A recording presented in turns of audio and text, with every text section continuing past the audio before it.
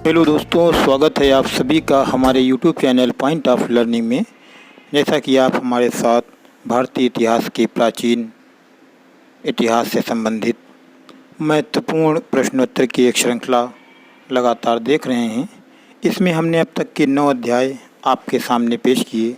आज हमारा अध्याय नंबर 10 है और जैसा कि आपने देखा है कि शुरू के अध्याय चैप्टर वाइज थे और बाद में हमने 4-5 अध्याय प्रश्नों को एक में मिक्स करके आपके सामने पेश करने की कोशिश की है, जिसमें हमने प्राचीन भारतीय इतिहास के बहुत से विविध प्रश्नों को एक जगह संकलित करके उनको चैप्टर वाइज अलग किया है। जैसा कि आपने 8वां और 9वां अध्याय देखा, विविध प्रश्नोत्तर से संबंधित था, और ये हमारा जो 10वां अध्याय है ये भी प्राचीन भारत से संबंधित महत्वपूर्ण प्रश्नों की श्रृंखला में विविध प्रश्नोत्तरों का ही एक अध्याय है। जैसा कि आप स्क्रीन पर देख सकते हैं, आपके सामने पहला प्रश्न आ चुका है अध्याय नंबर 10 का। दोस्तों, वीडियो शुरू करें इससे पहले बस आपसे सिर्फ इतनी हमारी एक छोटी सी विनती है कि अगर आप हमारे चैनल पर पहली बार आए हैं या फिर नए हैं तो हमारे चैनल पॉइंट ऑफ लर्निंग को सब्सक्राइब कर दें और वीडियो को लाइक करके इसे शेयर करें अपने दोस्तों में ज़्यादा से ज़्यादा। साथ ही साथ बेल आइकन भी दबा दें जिससे आने वाली सभी वीडियो की नोटिफिकेशन आप तक पहुंचती रहे। प्रश्न नंबर 1 बिना किसी देरी के शुरू करते हैं। आपकी स्क्रीन पर बुद्ध का अर्थ है, यानी कि प्रश्न में हमसे पूछा जा रहा है कि बुद्ध का अर्थ क्या होता है। तो बुद्ध का जो शाब्दिक अर्थ होता है वो होता है ज्ञान प्राप्त करना। अगला प्रश्न देखते हैं। आजीवक संप्रदाय एक संप्रदाय था, बुद्ध का समसामयिक संप्रदाय। जो आजीवक संप्रदाय था वो बुद्ध का एक समसामयिक संप्रदाय था, क्योंकि जो बौद्ध धर्म संप्रदायों में बटा था मुख्य रूप से वो केवल 2 ही संप्रदाय थे, वो थे हीनयान और महायान। प्रश्न नंबर 3 है। अलेक्जेंडर, यानी जिसे भारतीय इतिहास में सिकंदर के नाम से जाना जाता है, और पोरस के मध्य जो लड़ाई हुई थी वो कहाँ लड़ी गई थी। तो ये झेलम, यानी कि जिसे वितस्ता के नाम से भी जाना जाता है, नदी के किनारे लड़ी गई थी। झेलम नदी के किनारे सिकंदर और पोरस का युद्ध हुआ था और झेलम नदी का जो प्राचीन नाम है वो वितस्ता है। अगला प्रश्न है। सिकंदर की मृत्यु के बाद उसके साम्राज्य का पूर्वी भाग किसके अधीन चला गया। तो सिकंदर की मृत्यु के बाद उसके साम्राज्य का जो पूर्वी भाग था वो सेल्यूकस निकेटर के अधीन चला गया था। आगे बढ़ते हैं। इच्छा सब कष्टों का कारण है, इसका प्रचार करने वाला धर्म कौन सा है। तो इसका प्रचार करने वाला जो धर्म है वो बौद्ध धर्म है या गौतम बुद्ध का धर्म है। इच्छा यानी जो आपकी आकांक्षाएं होती हैं, एम्बिशंस होती हैं, उनका जो कारण है, इससे संबंधित जो बात बताई गई वो किस धर्म ने कही। यानी इच्छा सभी धर्मों का कारण होती है, सभी कष्टों की वजह होती है। इच्छा जो होती है सभी कष्टों का कारण होती है, ये बात बौद्ध धर्म में कही गई है। बुद्ध धर्म और संघ मिलकर क्या कहलाते थे। ये त्रिरत्न कहलाते थे, और ये त्रिरत्न जो था वो बौद्ध धर्म से संबंधित था। यानी बुद्ध धम्म और संघ का जो संबंध है वो महात्मा बुद्ध द्वारा चलाए गए बौद्ध धर्म से संबंधित है। त्रिरत्न भी गौतम बुद्ध के धर्म बौद्ध धर्म से संबंधित हैं। वर्धमान महावीर और किस नाम से जाने गए। तो महावीर स्वामी को जैन धर्म से या जिन भी कहा जाता है, जैन नाम से या जिन भी कहा जाता है। भारतीय इतिहास के निम्नलिखित युगों में से किसके दौरान क्षत्रिय एक विशिष्ट पहचान रखते थे। तो बुद्ध के युग में जब बौद्ध का काल चल रहा था उस समय क्षत्रिय जो थे एक अपनी विशिष्ट पहचान रखा करते थे। बौद्ध धर्म महायान और हीनयान में किस शासक के शासनकाल के दौरान विभाजित हुआ। जैसा कि हमने आपको ऊपर बताया कि जो आजीवक संप्रदाय है वो बौद्ध धर्म का प्रमुख संप्रदाय ना होकर के बल्कि उसका एक समसामयिक संप्रदाय था, क्योंकि जो बौद्ध धर्म था वो प्रमुख रूप से दो संप्रदायों में बटा था और उसके दोनों संप्रदाय हीनयान और महायान कहलाए थे। तो ये जो बौद्ध धर्म दो संप्रदायों में बटा था, ये महात्मा बुद्ध के समय में ना बट करके बल्कि उनकी मृत्यु के बाद, उनके महापरिनिर्वाण प्राप्त करने के बाद इस धर्म के लोगों ने आपस में कुछ विवाद होने के कारण यह धर्म दो संप्रदायों में बटा। तो जिस वक्त बौद्ध धर्म दो संप्रदायों हीनयान और महायान संप्रदाय में बटा था, उस वक्त कनिष्क का शासनकाल था, यानी कि कनिष्क के शासनकाल के दौरान बौद्ध धर्म हीनयान और महायान दो संप्रदायों में बटा था। स्तूप शब्द गौतम बुद्ध के जीवन की किस घटना से संबंधित है? तो स्तूप जो है गौतम बुद्ध की मृत्यु की घटना से संबंधित है। अगला प्रश्न है, निम्नलिखित में से प्राचीनतम राजवंश कौन है? तो भारतीय इतिहास का जब प्राचीनतम राजवंश का वर्णन किया जाएगा तो सबसे प्राचीन जो राजवंश है वो मौर्य वंश है। भारतीय इतिहास में प्राचीनतम राजवंश मौर्य वंश था। अशोक ने तृतीय बौद्ध परिषद कहाँ बुलाई थी? तो अशोक ने तृतीय बौद्ध परिषद जो थी वो पाटलिपुत्र में बुलाई थी, यानी कि तीसरी बौद्ध संगीत का आयोजन अशोक के शासनकाल में हुआ था और यह पाटलिपुत्र में किया गया था। निम्नलिखित में से वह व्यक्ति कौन है जिसका नाम देवनाम प्रियदर्शी भी था?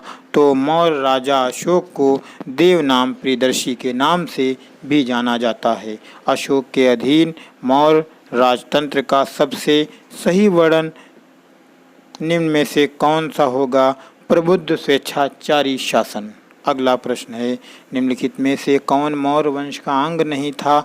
तो जो अजातशत्रु था या मौर्य वंश का अंग नहीं था, क्योंकि अजातशत्रु जो था या मगध साम्राज्य नंद वंश का शासक था।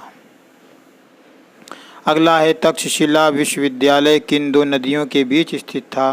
तो तक्षशिला विश्वविद्यालय जो था यह सिंधु तथा झेलम नदियों के बीच में स्थित था। यूनानियों को भारत से बाहर किसने निकाला था?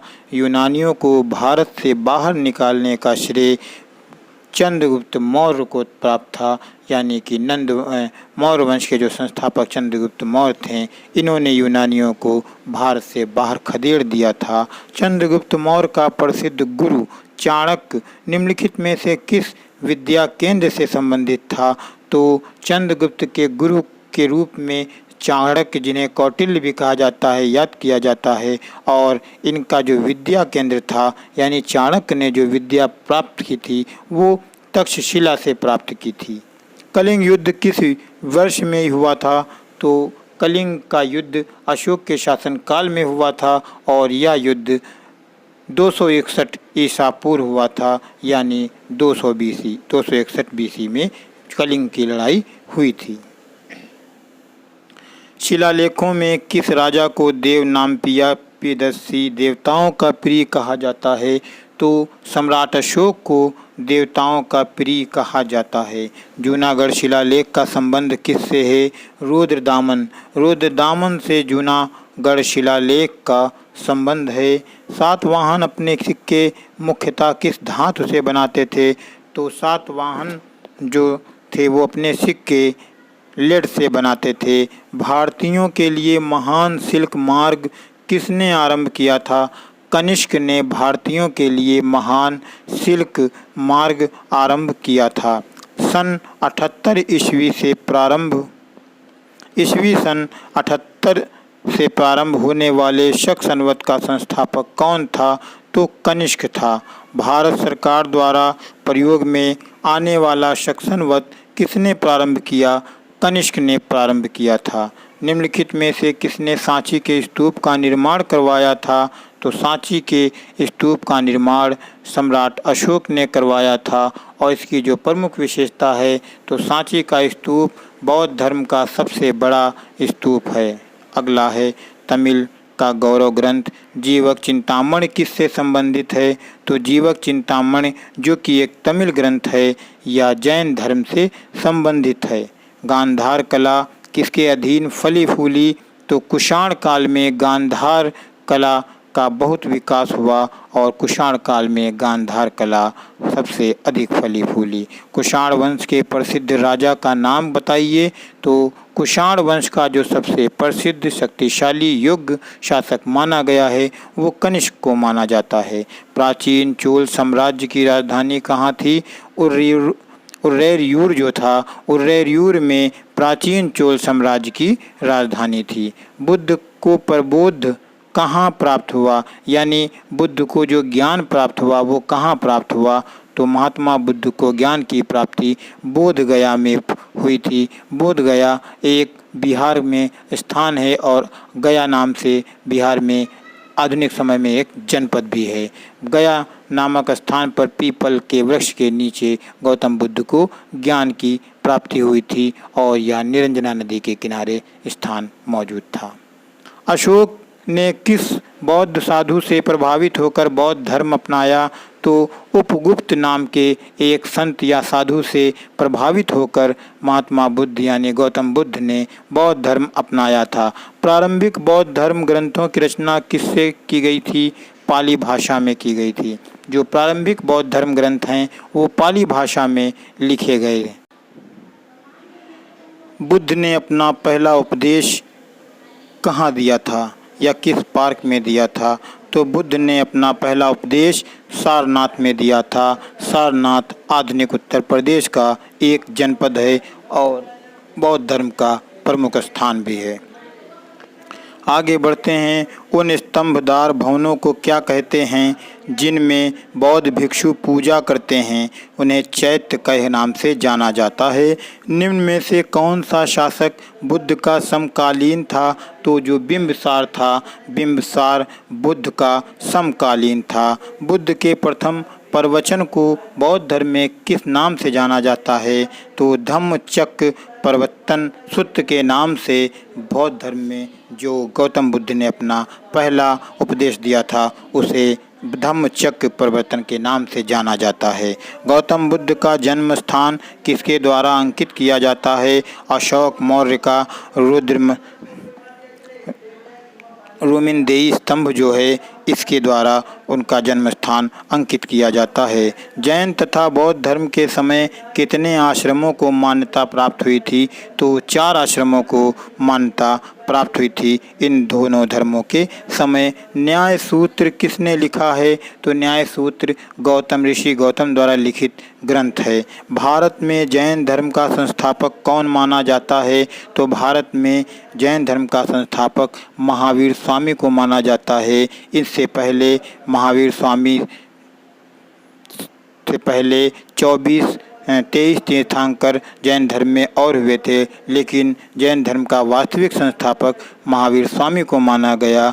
जैन धर्म में कुल 24 तीर्थंकर हुए हैं। प्रथम तीर्थंकर से संबंधित महत्वपूर्ण प्रश्न पूछा जाता है जो कि ऋषभदेव हैं। जैन धर्म के प्रथम तीर्थंकर ऋषभदेव हैं और जैन धर्म के 23वें तीर्थंकर कौन हैं, इससे संबंधित भी प्रश्न पेपर में पूछा जाता है। तो आपका जवाब होना चाहिए पार्श्वनाथ। पार्श्वनाथ जैन धर्म के 23वें तीर्थंकर हैं और जो अंतिम और 24वें तीर्थंकर हैं वो महावीर स्वामी थे। इस प्रकार से भारत में जैन धर्म का जो वास्तविक संस्थापक माना गया वो महावीर स्वामी को माना गया। अगला प्रश्न, उस राज्य का नाम बताइए जिसने पहली बार युद्ध में हाथियों का इस्तेमाल किया था। तो मगध। प्राचीन मगध साम्राज्य एक ऐसा राज्य था जिसने सबसे पहली बार युद्ध में हाथियों का प्रयोग किया था। उस गणतंत्र का नाम बताइए जो 6ठी शताब्दी ईसा पूर्व जातियों का राजसंघ था। तो वो वज्र राजसंघ था और वज्र राजसंघ गणतंत्र राजसंघ था। जैनियों द्वारा अपने पवित्र ग्रंथों के लिए सामूहिक रूप से किस शब्द का प्रयोग किया जाता है? तो जैनियों द्वारा अपने पवित्र ग्रंथ के लिए जो सामूहिक रूप से जिस शब्द का प्रयोग किया जाता है उसे अंग कहते हैं। कैवल्य कौन से संबंधित है? जैन धर्म से संबंधित है। कैवल्य जो है जैन धर्म से संबंधित है क्योंकि कैवल्य का अर्थ होता है ज्ञान प्राप्त करना। अशोक की प्रशासनिक नीति में भारी परिवर्तन किस घटना से आया या किस घटना के बाद आया? तो अशोक की जो प्रशासनिक नीति में परिवर्तन आया वो कलिंग युद्ध की घटना के बाद आया था। निम्नलिखित में से कौन सा जानवर सारनाथ स्तंभ पर उत्कीर्ण नहीं है?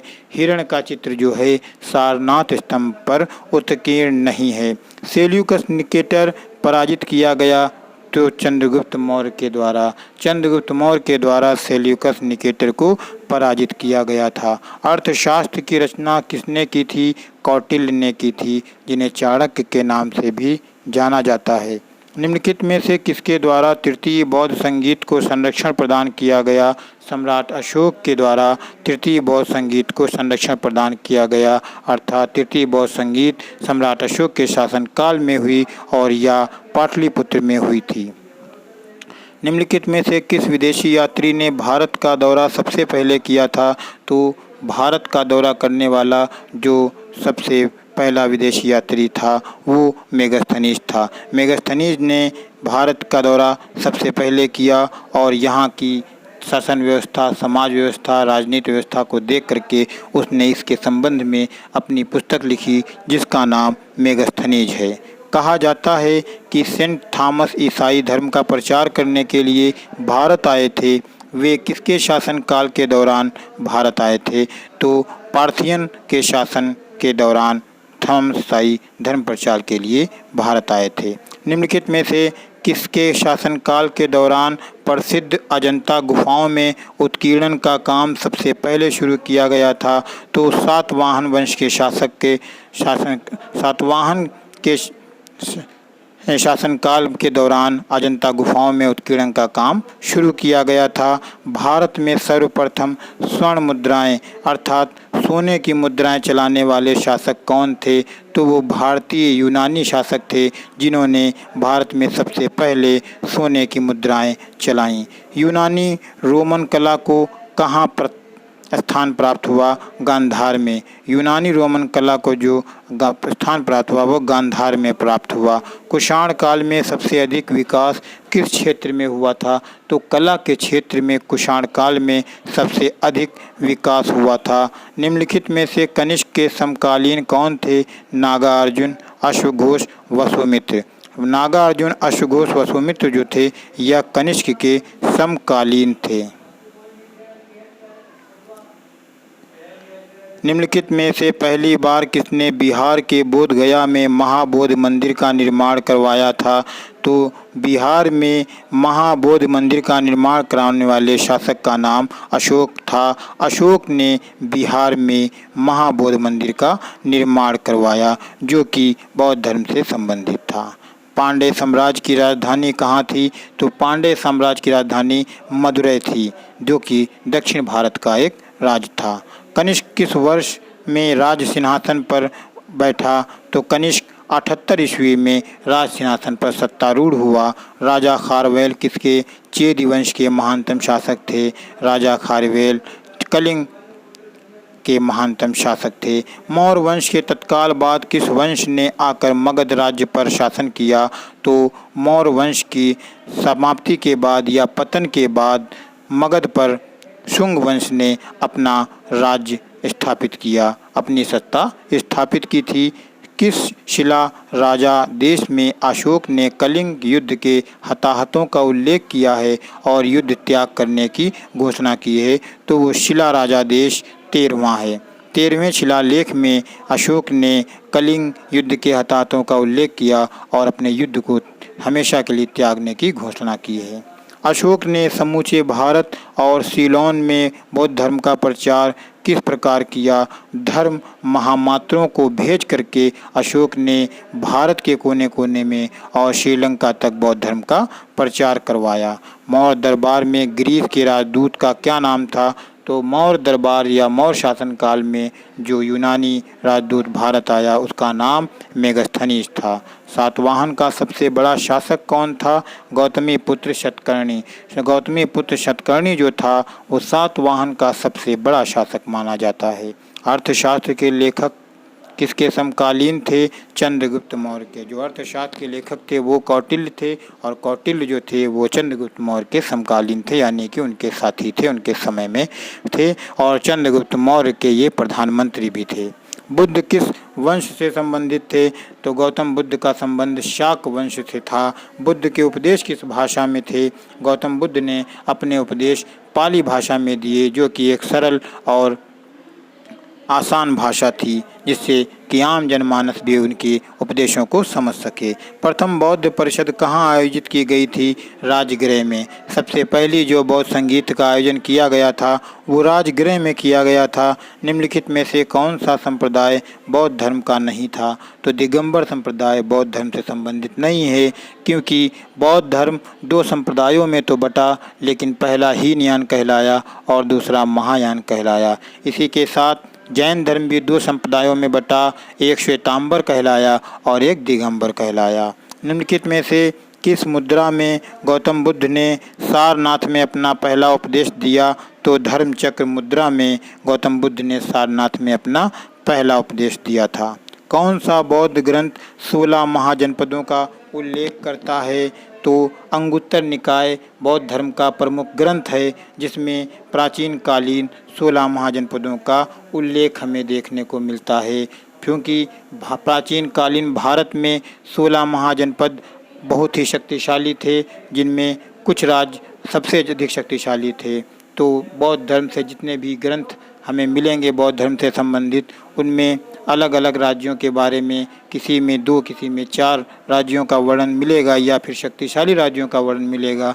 लेकिन अंगुत्तर निकाय बौद्ध धर्म का एकमात्र ऐसा ग्रंथ है जिसमें हमें बौद्ध धर्म के 16 के जो 16 महाजनपद प्राचीन काल में थे, उन सभी महाजनपदों की सूची मिलती है, और 16 महाजनपदों का उल्लेख अंगुत्तर निकाय में मिलता है, जो कि बौद्ध धर्म का प्रमुख ग्रंथ है। जैन धर्म के पहले तीर्थंकर कौन थे? तो जैन धर्म के पहले तीर्थंकर का नाम ऋषभदेव था। वैशेषिक दर्शन के प्रतिपादक कौन हैं? वैशेषिक दर्शन के जो प्रतिपादक हैं वो कणाद थे। कणाद ने वैशेषिक दर्शन का प्रतिपादन किया था। चंद्रगुप्त मौर्य के दरबार में भेजा गया यूनानी राजदूत कौन था? तो मेगस्थनीज जो था वो चंद्रगुप्त के दरबार में भेजा गया यूनानी राजदूत था। अशोक ने अपने सभी शिला अभिलेखों में एकरूपता से किस प्राकृत भाषा का प्रयोग किया? मागधी भाषा का प्रयोग किया गया है अभिलेखों में एकरूपता लाने के लिए। प्राचीन भारत का प्रसिद्ध शासक कौन था जिसने अपने जीवन के अंतिम दिनों में जैन धर्म अपना लिया था? चंद्रगुप्त मौर्य प्राचीन भारत का प्रसिद्ध शासक था जिसने अपने अंतिम दिनों में जैन धर्म को अपनाया, और जैन धर्म को अपनाने वाला वो शासक चंद्रगुप्त मौर्य था। भारतीय रंगमंच में यवनिका यानी पर्दा का शुभारंभ किसने किया? यूनानियों ने। भारतीय रंगमंच में पर्दे का शुभारंभ यूनानियों ने किया था। निम्नलिखित में से किसने भारत का पर सबसे पहले चढ़ाई की? तो डेरियस प्रथम, जो कि एक यूनानी शासक था, उसने भारत में सबसे पहले आक्रमण किया था। यानी भारत पर पहला विदेशी आक्रमण करने वाला जो व्यक्ति था वो डेरियस प्रथम था। अगला प्रश्न आपके सामने, मौर्य वंश के बाद निम्नलिखित में से किसने मगध पर शासन किया? तो शुंग वंश ने मौर्य वंश के बाद मगध पर शासन किया। भारत का राष्ट्रीय पंचांग किस काल पर आधारित है? शक काल पर आधारित है। निम्नलिखित में से वो महानतम कुषाण नेता कौन था जो बौद्ध बन गया था? कनिष्क जो ऐसा शासक था कुषाण वंश का, जो कि बौद्ध धर्म से प्रभावित होकर उसने अपने आप को बौद्ध धर्म का अनुयायी बनाया। चंद्रगुप्त मौर्य के दरबार में पश्चिम एशिया के यूनानी राजा सेल्यूकस निकेटर द्वारा भेजा गया राजदूत कौन था? मेगस्थनीज को चंद्रगुप्त मौर्य के दरबार में सेल्यूकस द्वारा भेजा गया था। निम्नलिखित में किसने और कब पहली बार अशोक के शिलालेखों का अर्थ स्पष्ट किया? तो 1837 ईस्वी में जेम्स प्रिंसप वो पहले व्यक्ति थे जिन्होंने अशोक के शिलालेखों को पढ़ने में सफलता प्राप्त की। संगम युग का संबंध कहाँ के इतिहास से है? तमिलनाडु से। संगम युग का जो संबंध है वो तमिलनाडु के इतिहास से है। कुषाण काल में भारतीय और ग्रीक शैली के मिश्रण से विकसित कला शैली को भारतीय इतिहास में किस नाम से जाना जाता है, तो इसे गांधार कला के नाम से जाना जाता है, जिसमें भारतीय और यूनानी शैलियों की झलक देखने को मिलती है। बिंदुसार के शासन के दौरान अशांति कहाँ पर थी, तो तक्षशिला में बिंदुसार के शासन के दौरान अशांति थी। बौद्ध धर्म का संरक्षक कुषाण शासक कौन था? कनिष्क था, क्योंकि कनिष्क को बौद्ध धर्म से अत्यधिक लगाव था और यही कारण था कि कनिष्क ने बौद्ध धर्म को ग्रहण भी किया, उसका अनुयायी बना। बौद्ध धर्म के संरक्षण में कनिष्क ने अपना अमूल्य योगदान दिया था। निम्नलिखित में से कौन शासक कुषाण वंश से था? खड़फिडेस विशेषस। धर्म बौद्ध धर्म ने समाज के दो वर्गों को अपने साथ जोड़कर एक महत्वपूर्ण प्रभाव छोड़ा। ये वर्ग थे स्त्री और शूद्र। बौद्ध धर्म की जो आगे बढ़ने की या लोगों में लोकप्रियता थी, उसका प्रमुख कारण जो था वो था समाज से वंचित वो वर्ग जैसे कि स्त्रियां और शूद्र, क्योंकि इनको प्राचीन कालीन भारत में सम्मान प्राप्त नहीं था और बौद्ध धर्म ने स्त्रियों और शूद्रों के लिए भी अपने दरवाजे खोल दिए थे। यही कारण था कि जो बौद्ध धर्म के लोग थे वो तेज़ी से बढ़े और बौद्ध धर्म कुछ ही समय में भारत में नहीं वरन विदेशों तक फैल गया था। निम्नलिखित में से कौन सा एक भारत में लिखित सबसे बाद वाला बौद्ध धर्म का ग्रंथ है? तो वाम साथ पाकसनी जो है ये सबसे बाद वाला बौद्ध धर्म का ग्रंथ है। गौतम बुद्ध का जन्म स्थान कहाँ है? गौतम बुद्ध का जन्म स्थान लुम्बिनी है। बुद्ध ने अपना पहला धर्म संदेश कहाँ दिया? तो बुद्ध ने अपना पहला जो धर्म संदेश या यूँ कह लें उपदेश सारनाथ में दिया। सिकंदर महान का शिक्षक कौन था, यानी गुरु कौन था? तो सिकंदर का जो गुरु था वो अरस्तु था। अरस्तु का सिकंदर शिष्य था। जैन साहित्य को क्या कहते हैं? अंग के नाम से जाना जाता है। जैन साहित्य के संपूर्ण साहित्य को अंग के नाम से जानते हैं। बुद्ध के जन्म और उसके पूर्व जन्म की कहानियाँ किसमें संकलित हैं? जातक कथाओं में संकलित हैं। जातक कथाओं में बुद्ध का जन्म और उनके पूर्व जन्मों की कहानियों को संकलित किया गया है। मिलिंद पन्हो क्या है? तो मिलिंद पन्हो बौद्ध धर्म का एक ग्रंथ है जो कि बौद्ध ग्रंथ है। महावीर का पहला शिष्य कौन था? तो महावीर स्वामी का जो पहला शिष्य था उसका नाम जमाली था। तिब्बत में बौद्ध धर्म प्रचार करने वाले बौद्ध भिक्षु कौन थे? तो पदम संभव जो थे या तिब्बत में बौद्ध धर्म का प्रचार करने वाले बौद्ध भिक्षु थे। 6ठी शताब्दी ईसा पूर्व में कौन सा काल कहलाता था? धार्मिक उत्तेजना का काल। 6ठी शताब्दी ईसा पूर्व के काल को धार्मिक आंदोलन के नाम से भी जाना जाता है, धार्मिक उत्तेजना के नाम से भी जाना जाता था, क्योंकि इस शताब्दी में दो धर्मों का उदय हुआ और ब्राह्मण धर्म पहले से मौजूद था। इस कारण धर्मों के उथल पुथल के कारण इसे धार्मिक उत्तेजना का काल भी कहा जाता है। किसकी सेना ने ग्रीक शासक सिकंदर के साथ झेलम नदी के तट पर मुकाबला किया था? तो पोरस की सेना ने ग्रीक शासक सिकंदर के साथ झेलम नदी के तट पर मुकाबला किया था। त्रिपिटक धर्म ग्रंथ का संबंध किस धर्म से है? तो त्रिपिटक का ग्रंथ संबंध जो है वो बौद्ध धर्म से है। 16 महाजनपदों में से किसकी राजधानी तक्षशिला थी? गांधार की जो राजधानी थी वो तक्षशिला थी। बौद्ध धर्म के अधिकांश ग्रंथ किस भाषा में लिखे गए हैं? बौद्ध धर्म के अधिकांश ग्रंथ जो हैं वो पाली भाषा में लिखे गए हैं। कुछ ग्रंथ प्राकृत भाषा में भी लिखे गए हैं। निम्नलिखित में सम्राट अशोक की वो पत्नी कौन थी जिसने उसको प्रभावित किया था? तो करुवाकी सम्राट अशोक की पत्नी थी जिसने उसे सबसे अधिक प्रभावित किया था। भारतीय और यूनानी कला के अभिलक्षणों को समन्वित करने वाली कला शैली का नाम क्या है? तो गंधार शैली। उस कला को गंधार कला के नाम से जाना गया, यानी जिस कला में हमें भारतीय और यूनानी दोनों कला का सम्मिश्रण देखने को मिलता है या दोनों का मिश्रित रूप देखने को मिलता है, उसे गांधार कला का नाम दिया गया है। चरक किसके दरबार में प्रसिद्ध चिकित्सक थे? तो चरक जो थे वो कनिष्क के दरबार में प्रसिद्ध चिकित्सक थे। चरक किसके दरबार के प्रसिद्ध चिकित्सक थे? कनिष्क के दरबार के प्रसिद्ध चिकित्सक थे। संगम काल में रोमन व्यापार का केंद्र बताइए। तो संगम काल में जो रोमन व्यापार का प्रमुख केंद्र था वो मुसरी था। कलिंग के विरुद्ध अशोक के अभियान की जानकारी का मुख्य स्रोत किस लेख से प्राप्त होता है? तो वो अशोक का 13वां शिलालेख है, जिससे हमें कलिंग युद्ध के बारे में विस्तार पूर्वक जानकारी प्राप्त होती है। चंद्रगुप्त मौर्य ने अपने अंतिम दिन कहाँ व्यतीत किए थे? तो चंद्रगुप्त मौर्य ने अपने अंतिम दिन श्रवणबेलगोला में व्यतीत किए थे। अंतिम सवाल, किस भारतीय शासक ने कलिंग का युद्ध लड़ा? तो अशोक ने कलिंग का युद्ध लड़ा था।